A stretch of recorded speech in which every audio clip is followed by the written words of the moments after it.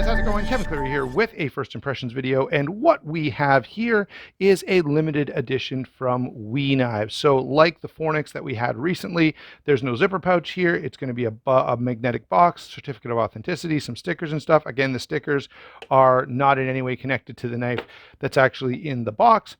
Let's get this out and take a quick look at it. We have the We Upshot. Now, what I do wonder about with this knife is why it's a limited edition. In fact, the Fornix that we had on the channel not that long ago is a limited edition as well. And it kind of makes me ask the same thing. Both of these are fairly simplified, sort of pared down designs from We Knives. And number one, that's the opposite of what you normally expect with a limited edition. Usually, there's something, some upgraded material or, some extra bit of flash or flare or whatever that is going on with a limited edition. These are kind of the opposite. There's not any fancy milling going on. The materials are nice. The designs are, great, but it seems like they're not limited edition. Instead, they seem like just standard production knives. Anyway, that's a question that I find a little compelling.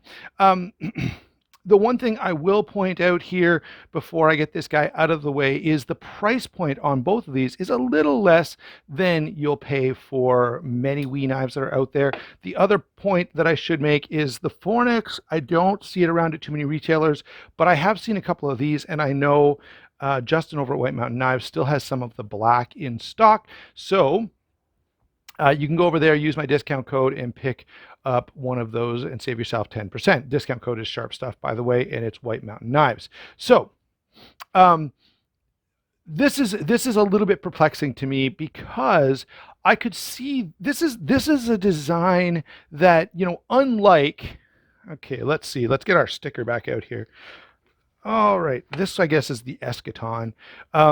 This Eschaton design is really out there and different and more of an art knife. And so I could expect there to be only a very limited market for something like this. However, something like this is very, stripped down and standard looking. I could see this design being interesting to almost anyone who is into knives at all. Like, there's nothing flashy or crazy to put anyone off here. It's not a weird blade shape. It's not an uncomfortable handle. And in fact, even the price point is a little lower than your average We knife, making it, again, appealing to a broader audience. And so why make this a limited edition? All I can say is I hope that that's not going to be a long-term decision. Maybe they'll do a different version of this with different steel or different colors or something that will be done in larger numbers, because this is a knife that I could see being very, very appealing. In fact, it's very appealing to me. I like this knife a lot. It's a great size. The action is good.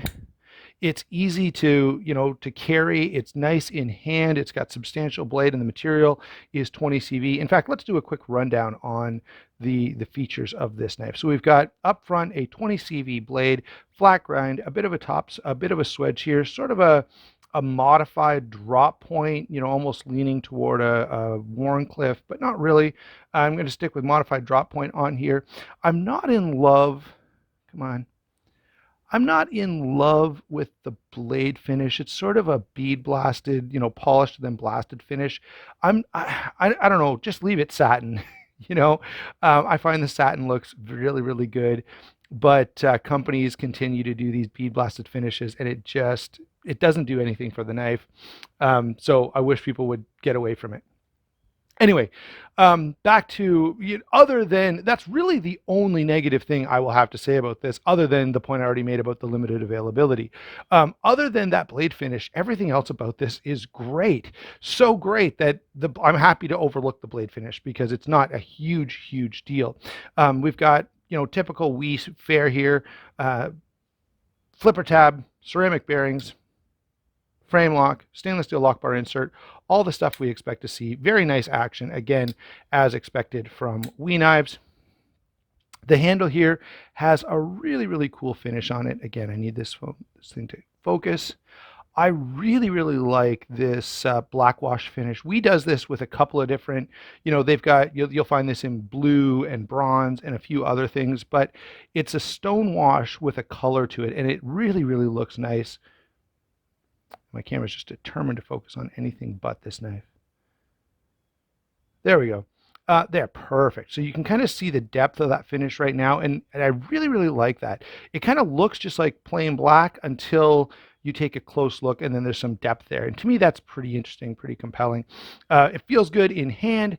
Again, the action is nice, and the size is very appealing for a broad audience. The last thing I guess we should take a look at, well, you can see it's standoff construction with a lanyard pin there. And then we've got this pop of color on that bent over clip. And it's sort of an interesting, you can see the textured finish there. I kind of like it. It's not, I could live without it if this was just, I don't know, match the handle, or if it was match the blade or whatever. That's fine. I don't need this to have the blue coloring on it, but it's fine that it does. Quickly, size and weight on this: 7 7/8 overall, 3 7/16 on the blade, 4 7/16 closed. So, not actually a pretty small knife in pocket. Only weighs 3.4 ounces, which is pretty good. And the nice thing is, for a small knife, or a smallish knife, this has lots of grip area, 3 3/4 inches, plus that fingered choil, which is really, really nice. I just love when a knife is, on the smaller end of the scale, but I don't feel like I'm cramped or that I'm limited when I'm carrying it, and that certainly applies to this knife. So that's something that's quite welcome. My initial thoughts on this: really interesting offering, and I'm wondering if perhaps these limited runs that we've seen, this guy as well as the Fornix that we took off camera a few minutes ago, perhaps these are sort of testing the waters to see if there would be a market for some WE knives that maybe aren't quite as fancy, aren't quite as crazy as some of the stuff that they have. I've got this Synergy here, which is a little more expensive, of course, and has lots of cool stuff going on. It's integral, it's got flame anodization, it's a really cool looking knife. Perhaps WE is testing the market to say, okay, is there something where we can kind of take one step down from this and go to something like these? And, is the market going to respond well to that? And kind of, to play it safe, they've done these in limited runs, so there's not reams of them laying in warehouses all over the place. Maybe that's what's going on here. That's sort of the theory I have. And I suspect if these sell well, they may come available again. And I really, really hope they do, especially this. The harpoon style blade on this could put some people off and make them go, yeah, I don't really want that.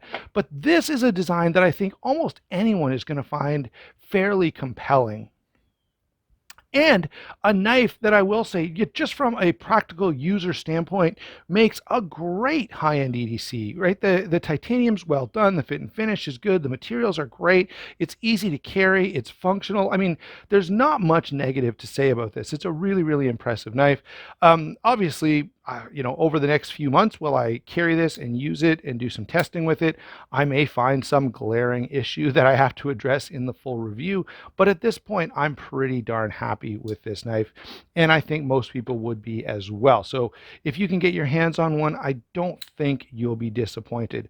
The Fornix as well, perhaps that would be a little harder to get a hold of, but I think it can be done. And again, I think most people would be pretty pleased. There you go, guys. Thanks for watching. Don't forget to like and subscribe, and I'd love to hear your comments down below. What do you think is going on here with these limited knives? Is my theory correct, or am I way out in left field here? We'll talk to you soon.